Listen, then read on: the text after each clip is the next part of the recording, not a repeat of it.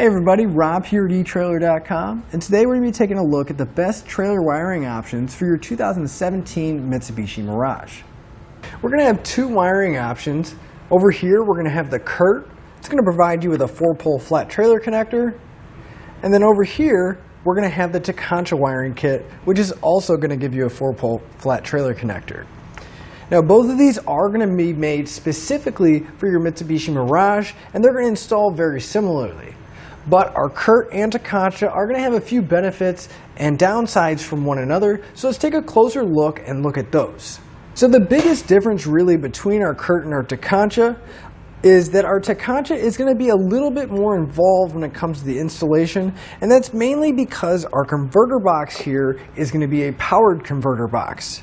That means we are going to have to run a wire from the back here, connect the wire using a butt connector, and run it up to the battery.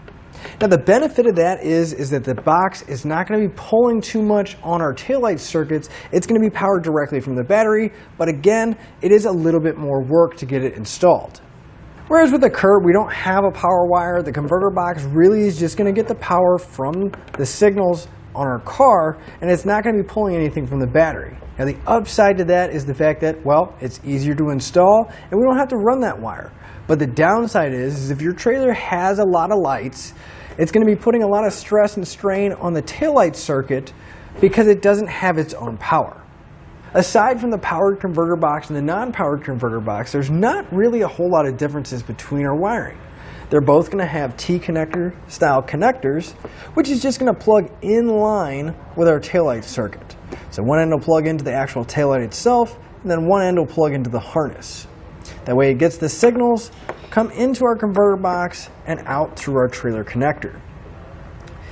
Now honestly, with the Curt, it is going to be a little bit quicker because we're only going to have to put in 2 connectors and then ground our system out using the ring terminal that's already attached to this white wire. So once you do that, really then it's just a matter of putting the panels back in and you're ready to go.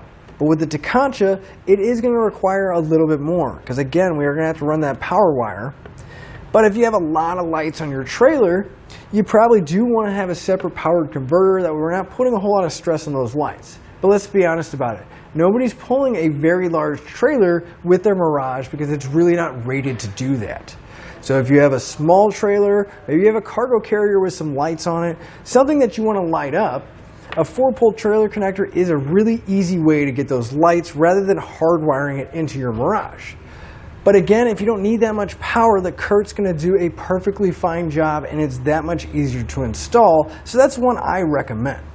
With all that being said, again, I'm Rob here at etrailer.com, and that'll finish up your look at the best trailer wiring options for your Mitsubishi Mirage.